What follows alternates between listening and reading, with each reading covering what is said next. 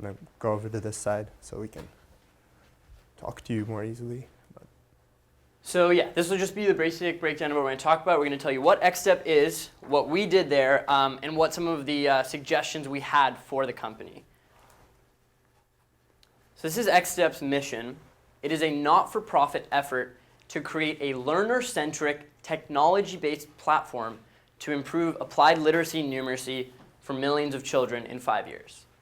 So basically, as it stands in India right now, there's a problem in the education ecosystem where the government has built enough schools such that there are enough children going to school. The key problem is that a lot of these children have very low learning outcomes. And so what XStep sought to do was to address this problem at scale through a technological platform. So how they plan to the framework for going about doing this is, if you click ahead, is they divided the Indian curriculum into micro concepts. So they took the national and state level curriculums and divided them into small chunks of information called micro concepts. And then through their testing platform, we're able to identify where children have certain gaps missing. So you can see that first entirely black column over there, that's place values, so like tens, hundreds, and thousands. And the fact that certain children didn't understand place value then resulted in many further micro-concept gaps, which are presented by all these black cells in their further education.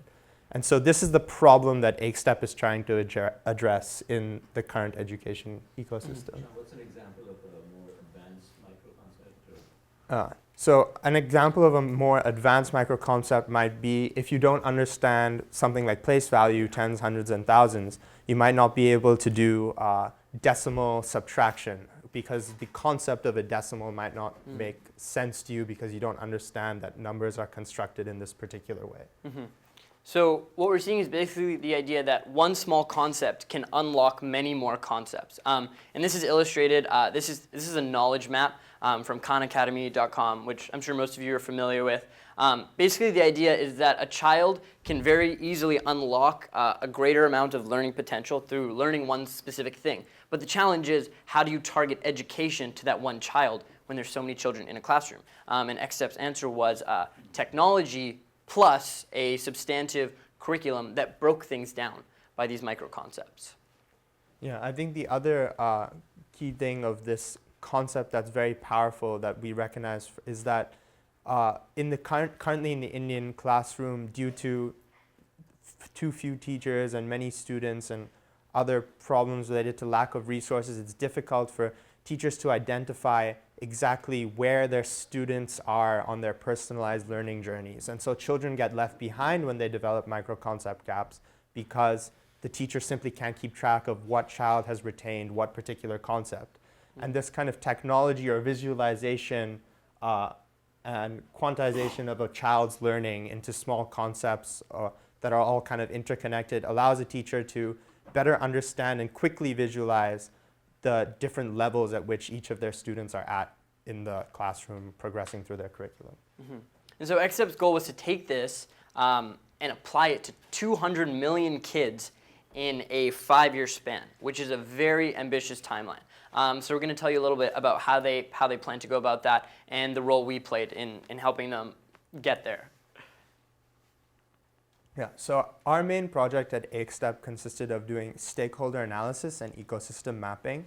So kind of doing market research and diagramming, and this is the diagram we ended up coming up with, and Kais will talk you through it in a moment, but diagramming the key stakeholders in the education ecosystem from the student out to the envelopers, the bigger envelopers in the ecosystem, and then determining specifically for each of these stakeholders what are the accelerators that XStep can tap into that would accelerate the adoption of their platform, or what might be inhibitors, or what might be reasons certain stakeholders would be averse to a solution like XStep. Mm-hmm. So because XStep's its solution was a platform, there was this focus on being open-ended, an outlet into which other pieces of the system could plug into. And because of the open nature of XStep, stakeholder analysis was very important because XStep needed to know what were the drivers and inhibitors that motivated each of these individual players in the system, so that if they wanted to roll out a new feature or a new idea, they knew which buttons to push. And so what Eshaan and I did was we performed stakeholder analysis, and we first made a list of all these players, and then we tried to diagram their relationships. So this is what we came up with at the end. So we divided our diagram up into two halves. The first was in school, and the second was out of school. And it's worth noting that this diagram is specific to the Indian context. So there are things like tuition in there. There are things like the NCRT. There are things like the Ministry of Human Resource Development.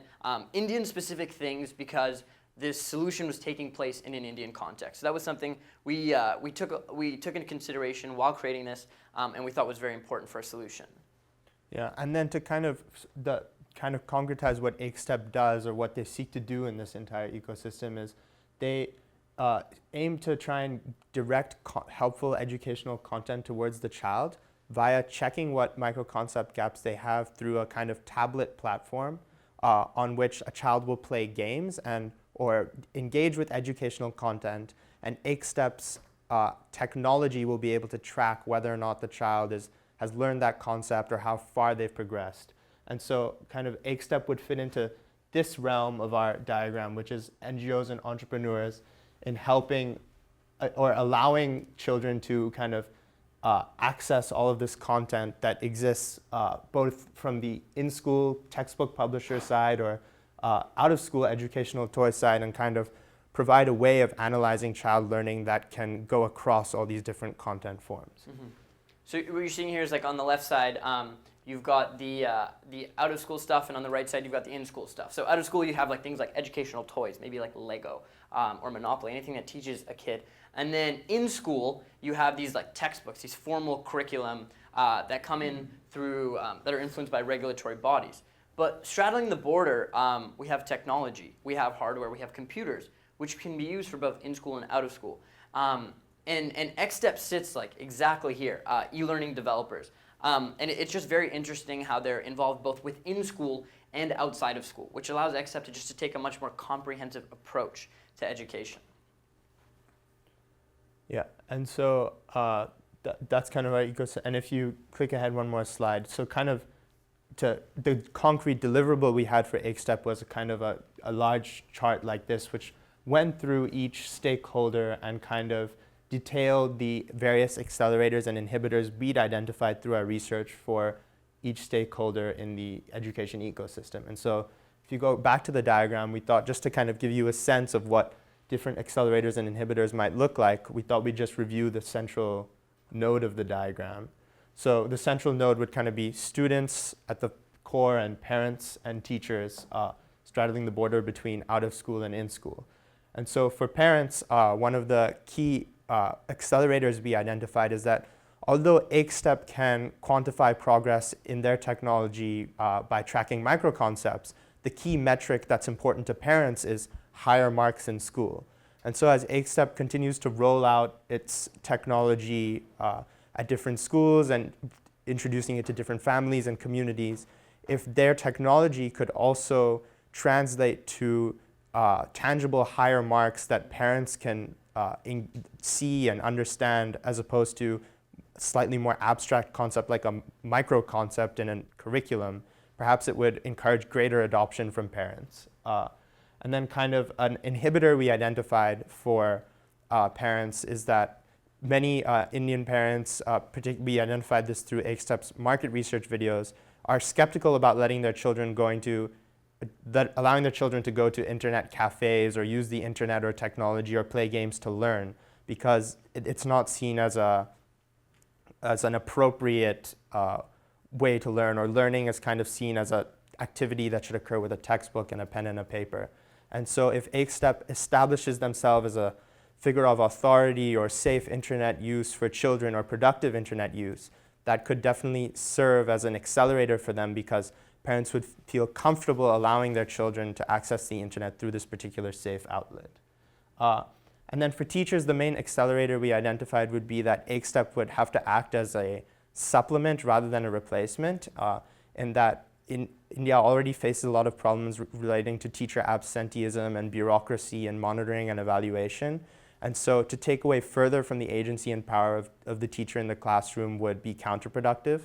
And so rather, as we said, through its data and analytics, if AkeStep could visualize and make more concrete for the teacher the different levels at which all their students are at and enable the student-teacher interaction, that could definitely be a huge accelerator. And so that inhibitor in itself becomes an accelerator if leveraged correctly.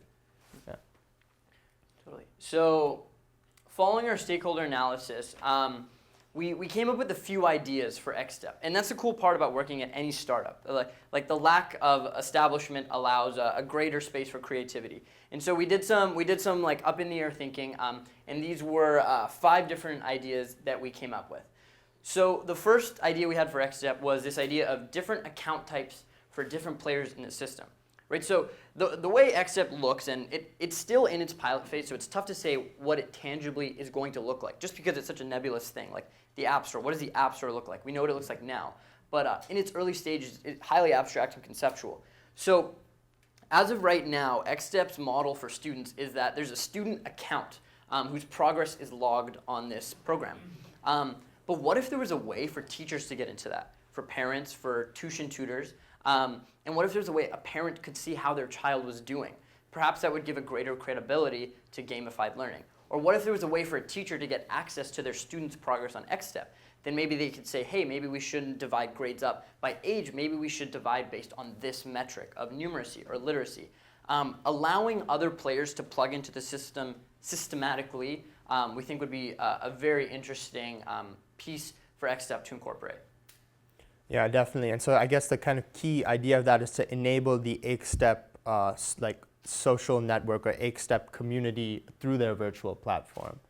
And then our second idea, which we came up with, was that to kind of further resolve this issue of technology not being seen in as appropriate way or avenue or tool to learn, would be to map every game or piece of content that AkeStep puts on their platform to a textbook page, because textbooks are standardized at the state level throughout India and are seen as kind of the key figure of authority on what exactly should be learned at each grade level. And so if an AkeStep game then redirected a child after they had learned the concept to a particular textbook page, and the child could then complete the textbook page on their own, that would immediately serve as a key, as a metric of progress for the teacher and for the parent that would be more reliable than, say, a bubble now turned from red to green on the AkeStep microconcept screen. And a similar idea that then emerged out of that is that if further down the line, textbook publishers included barcodes that link to AkeStep games, then that seems to resolve the issue even further, or perhaps create a better partnership between the textbook solution and the AkeStep solution, by now making the figure of authority, the textbook, redirect you to an AkeStep game.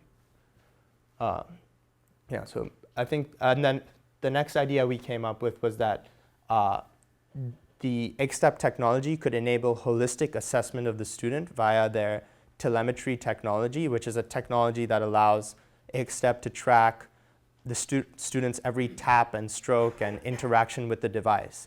And so the complete and comprehensive evaluation, CEE, is a new method in India for evaluating a child's progress that's recently been implemented in the education system.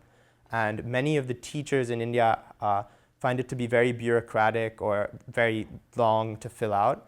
And so if AkeStep could create state-level partnerships, perhaps with government, to try and complete a certain portion of this evaluation via their devices, then that could perhaps open up more time for teachers to engage with things like coming up with better lesson plans for their classrooms or looking for better resources to teach, rather than spending time meticulously evaluating students because of a protocol called the CCE. And so that was a third accelerator suggestion we came up with for AkeStep.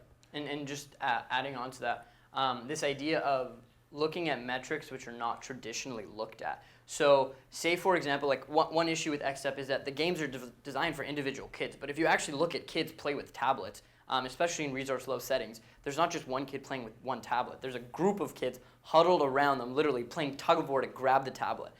So what if XStep designed like social games that included multiple people touching the tablet? With that, there could be a way to monitor how a kid works in a group setting. Obviously taking into account like privacy and certain limits to that data and looking at what they're monitoring. But it could be very interesting to assess a child's learning personality or their learning style through games. Our fourth takeaway was this idea of retention, like trying to figure out how much a child has actually learned and when they're going to forget it. So this is a screenshot from this app called Duolingo. It's like a language learning app. And basically the way it works is you do different lessons, and with each lesson you do, you unlock more. But the further down you go, your past lessons lose retention points because the app is like, hey, you forgot this, don't forget it. And it tells you exactly when you should come back in order to reinforce how you remember it. And there's actually like many formulas, things called like forgetting curves, that tell you exactly when you're going to forget something and at which point you should return to the information in order to best solidify it. So we were thinking if XStep had a way to build in retention bars or a way for a student to be like, hey, you've done this lesson, but you haven't actually learned it yet. It's not solidified in your long-term memory. Yeah, and then finally, our fifth takeaway was about allowing XStep to penetrate those really low-resource rural areas. And one way we identified XStep could do that would be to partner with micro-telecom companies, specifically because although mobile penetration is increasing at a very quick rate in India, it's not profitable for large telecom companies to go into small rural areas. And so when we were in Delhi, we visited a company called Vihan Networks Limited, VNL, which is a micro telecom that does specialized micro kind of GSM telecom towers for small villages in rural areas that don't have access to or are not within the range of a larger telecom tower.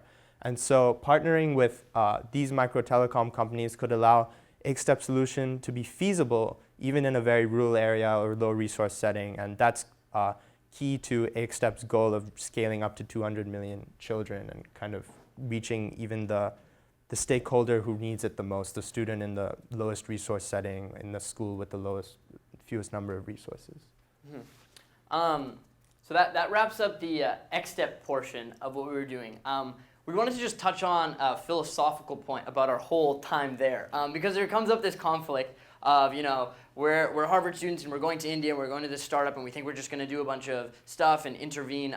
And our intern coordinator shared this quotation with us, and we're just going to leave it up and you can read it if you'd like. But we found it to be very enlightening towards our time there and sort of to summarize it.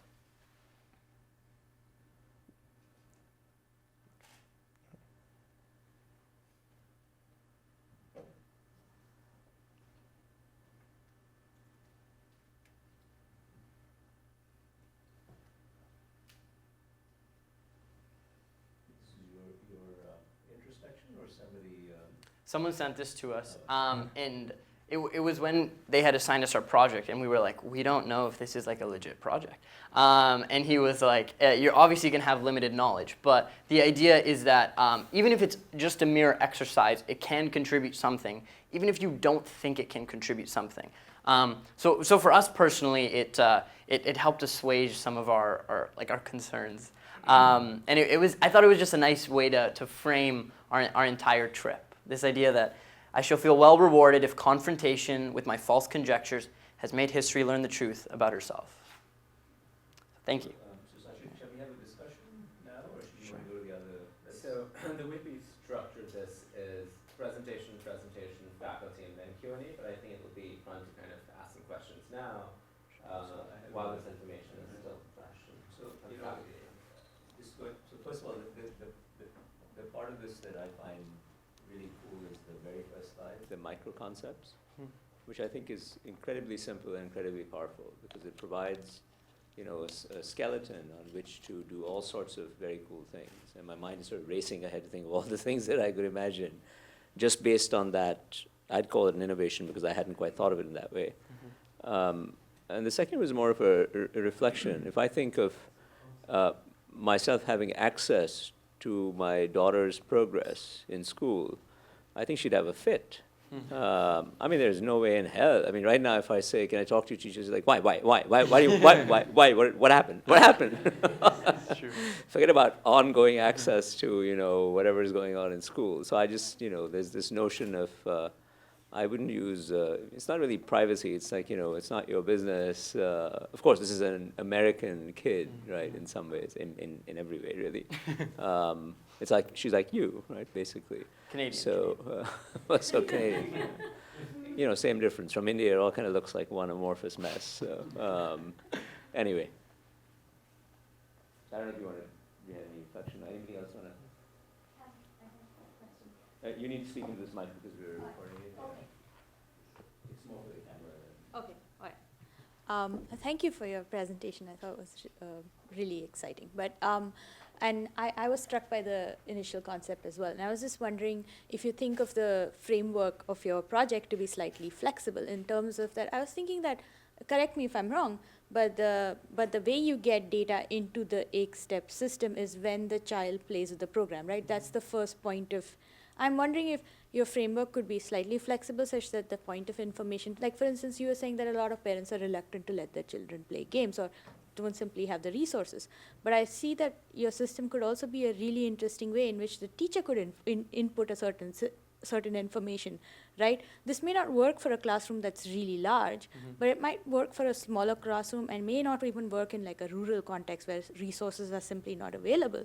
But it could also be an interesting way in which the teacher inputs and says, okay, it looks like there's some difficulty over here, and maybe this is something that needs to, so maybe there's a way in which your system is flexible to work around these things. I'm just curious. I'm just throwing ideas. Do you want to take it? Yeah, I think so. One of our suggestions or takeaways was kind of to enable the 8-step social network, social virtual community, and have different account types for different stakeholders. And I think within that realm itself, many of the things you just said are key innovations or features that should be added that would enable 8-steps data and analytics and platform on a greater scale than simply tracking student learning, but tracking teacher progress or teacher satisfaction with the lesson, or perhaps even for a parent being able to input information about how they feel their child is doing, or enable communication that otherwise wouldn't happen. I think that's one kind of takeaway. Do you also want to respond? Yeah, sure. No, I think that's a great idea, like the parent or the teacher inputting information. I kind of saw the point of the technology to be not bypassing, but just a very clinical diagnosis of the student's micro-concept deficiency. And I wouldn't know whether inputting like teacher or parent preference would change that. It could maybe expedite it, or perhaps it could distort it. But I think that's a really interesting idea, depending on the type of activity and the type of learning that's taking place. So, and this is super interesting. So I had just a couple of quick points. So I was also struck by the micro-concept idea. And there's been some very interesting work done a few years ago about mind maps. So there was a study that looked at, asked a professional physicist, a faculty member, they had 50 or 60 different concepts. And they asked somebody who's supposed to know these things, professors are supposed to know, make connections between concepts, like A and B tend to go together, B and D are related, and so on.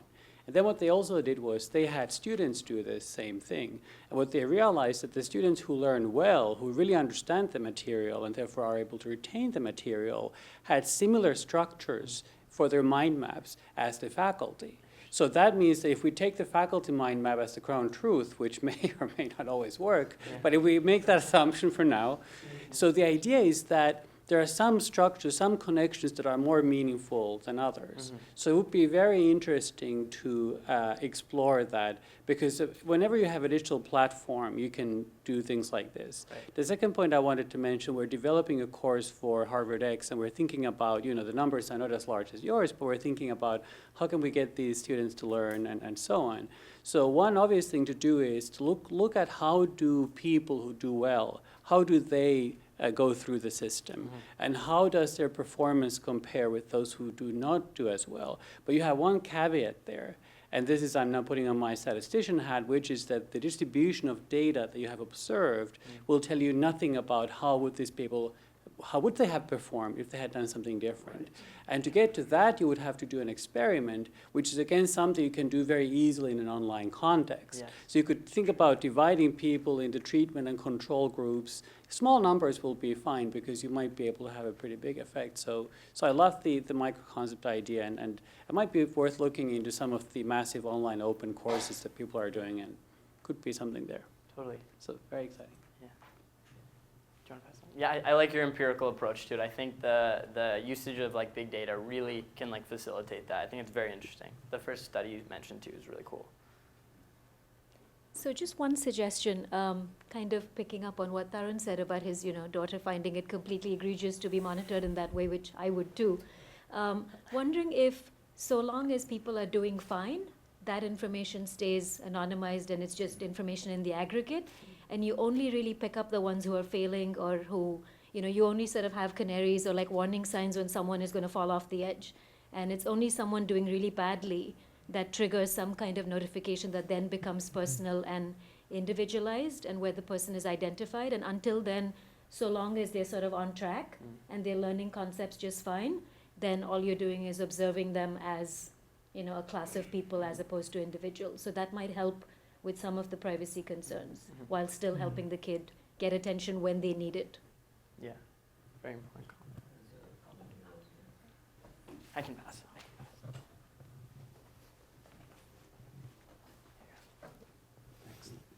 The usefulness of technology is pretty closely tied with accessibility. With a textbook, no matter how bad it is, the kid can still take it home, can still share it with the parents. Is XSTEP, or what is XSTEP thinking about when, in terms of improvement to access, in terms of making sure that perhaps kids have access to devices outside of the school? Great question.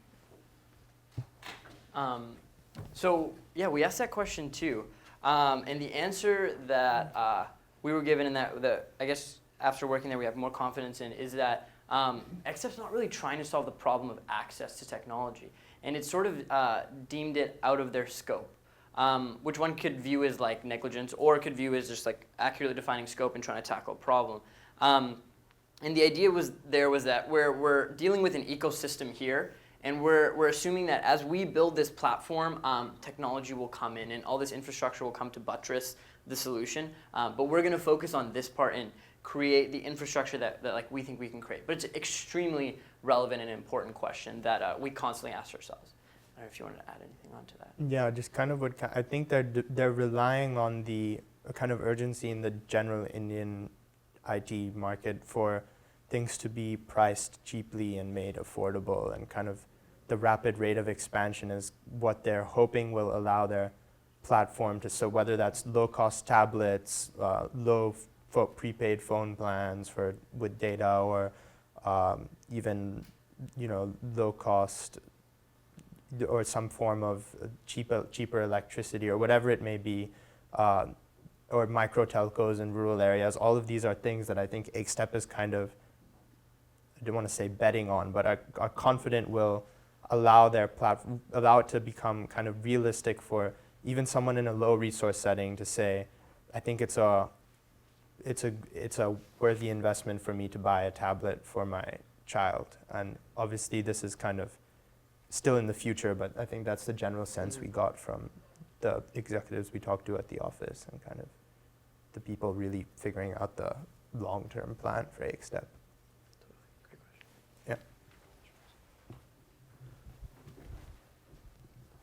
Hi, so I've been a teacher in a low-income school in India, and I love the structure of drivers and inhibitors that you spoke about, and I think it's a very good way to think about how can we analyze these stakeholders. I was wondering, can you predict any drivers or inhibitors from the student side? Do you see this? What kind of challenges do you think students might confront while using the system, or what could be helpful in making students use technology solutions in general, probably, if you... Great question. Sure. I think somewhere in the presentation we actually had a screenshot of it, but I can find it. yeah, I think up there, right? Yeah. Yeah, so kind of a quick summary of what we had written down is kind of just up there that, the students, number one, if you have student A and student B and student A starts using Step and they start doing better in class, student B might feel compelled to use Step. So if there are better learning outcomes, then that would generally, we think, serve as an incentive for students to want to use the platform. The other thing is when Step goes out to do their pilot tests in small schools or whatever, and they take a few tablets with them, the reaction from students is overwhelming. I mean, like students in groups of 20 or 30 will be excited for over a period of almost like 2 hours using like it's an overwhelming response of we want to explore this device, we want to, and I think that novelty is definitely something that will excite students initially. The kind of caveat there, or like the kind of nuance in that point is that the students, when they get excited about using the tablets and playing games and learning this way, they're not necessarily thinking about it as serious learning or studying. And that might manifest in greater problems in terms of adoption by more serious students who think of it as, oh, this is just a game, or they have kind of, even currently students who do go to internet cafes to do research online or whatever in low income settings are often not seen as serious students, or they're as we kind of said, like there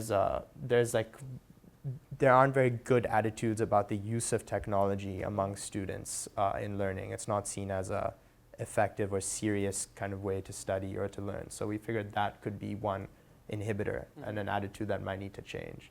And then finally, I'm sure if you've worked in a low-income school, you must know that students have a lot of unfamiliarity with technology, and while children are young and they can learn, there would probably need to be a just initial barrier, might just be even concepts like a menu, like if you click in a particular menu and you go forward, that kind of structure that we all take for granted on any phone or device or anything is something totally new to a child. And so all of these are things that kind of a student would need to learn before they could use a technology solution effectively.